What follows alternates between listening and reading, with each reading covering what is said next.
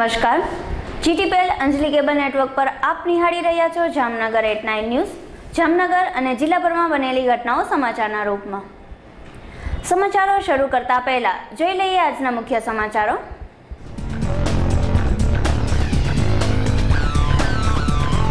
રણજીતસાગર પાસેના જામરણજીતસિંહ પાર્કનું લોકાર્પણ, બચાવ રાહત કામગીરી કરનારાના સન્માન કરાયા.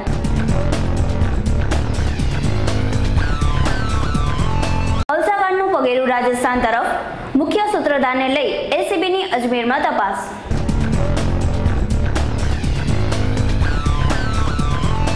આષોઢી શક્તિ ઉપર દેવી શક્તિના વિજય પર્વ દશેરાની ઉજવણી, રાવણના પૂતળાનું દહન.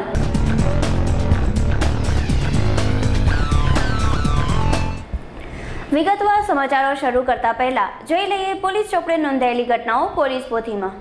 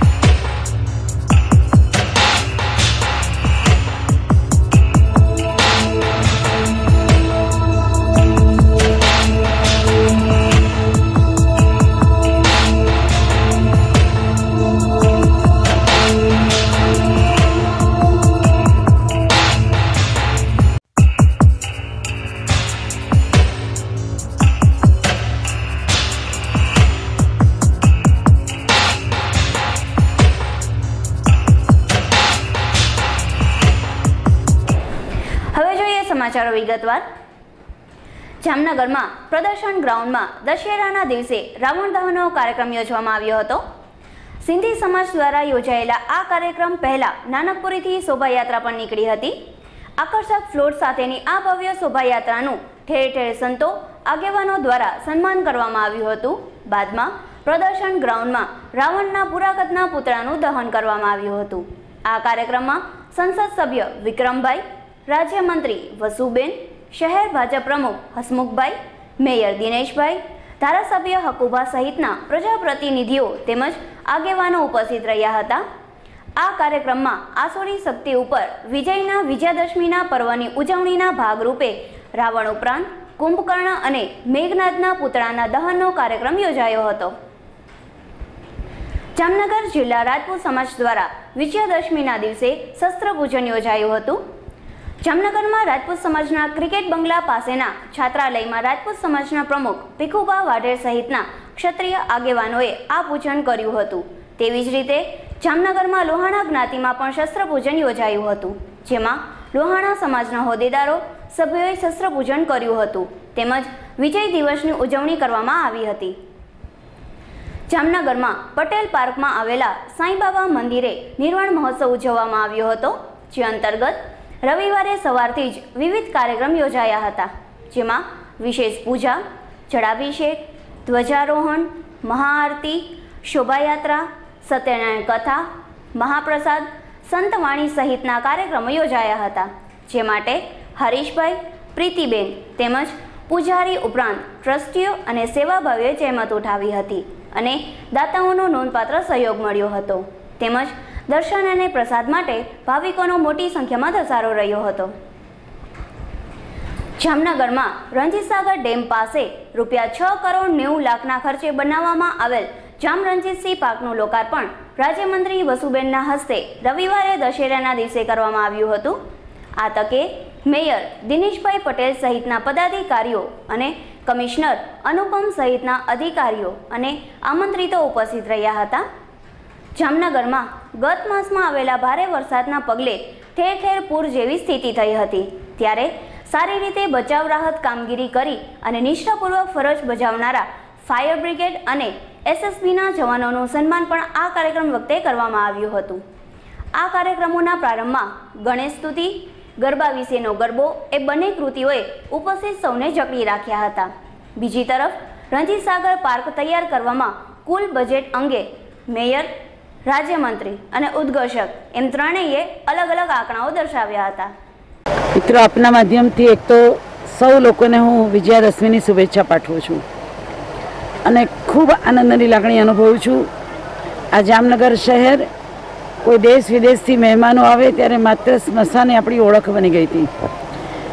આ શહેરના સૌ બાળકોને એક આનંદનું સ્થાન બને એના માટે થઈને અમારા આજના કાર્યક્રમની અંદર જેમ રાજ્યના મુખ્યમંત્રીની દીર્ઘદ્રષ્ટિને કારણે સમગ્ર ગુજરાતનો વિકાસ થયો, એમ આ શહેરનો વિકાસ અમારા mayor Shri Dineshbhai Patel, deputy mayor બેન મંજુલાબેન, સ્ટેન્ડિંગ કમિટીના ચેરમેન ભાઈ શ્રી કમલાસિંહભાઈ, અમારા નેતા ભાઈ શ્રી ભરતભાઈ અને પૂર્વ પદાધિકારીઓ, પૂર્વ મેયર અમારા અમીબેન અને સ્ટેન્ડિંગ કમિટીના ચેરમેન મીરાવણભાઈ એક ટીમ બનીને one team one vision one mission એને આધારે આ કામ આજે સંપન્ન થયું છે।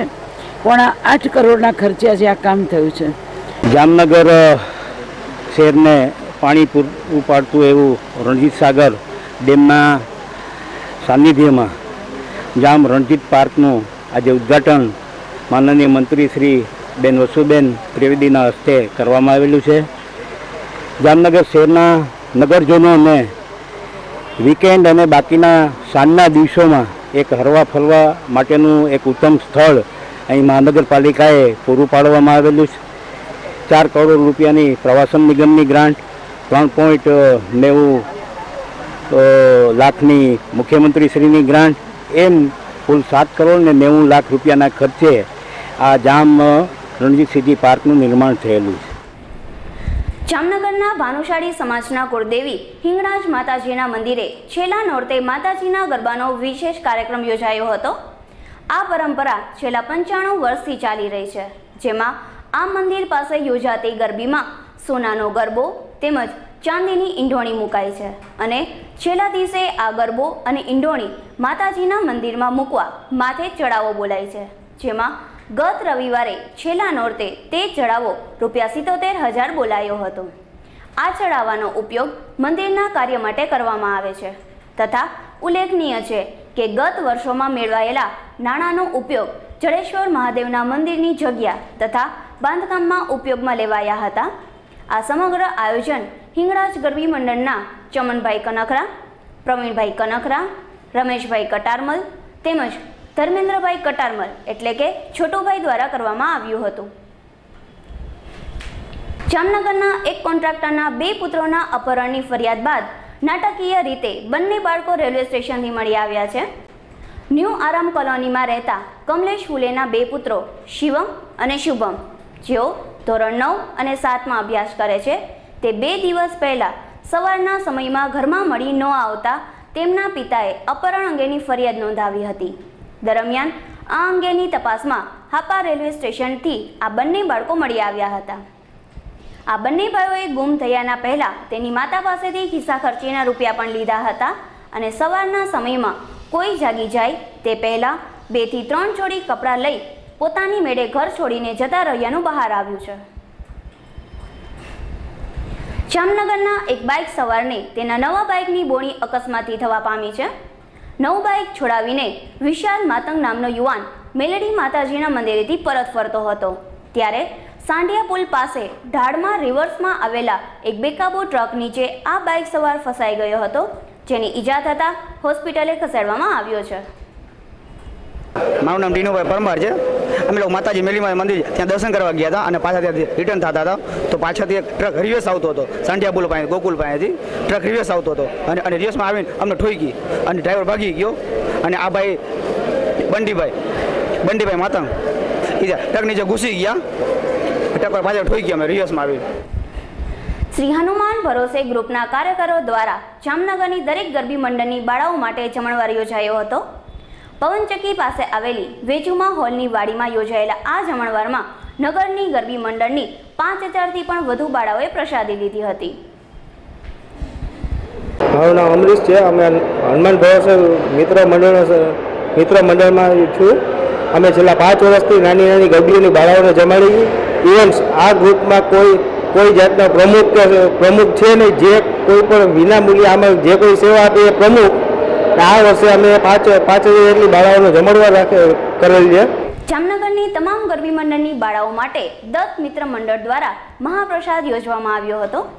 ગૌરીશંકર મહાદેવ મંદિરમાં રવિવારે આ મહાપ્રસાદનું આયોજન કરવામાં આવ્યું હતું, જે માટે મંડળના પ્રમુખ મુકેશભાઈ પંડ્યા તથા સાથી સભ્યોએ જહેમત ઉઠાવી હતી.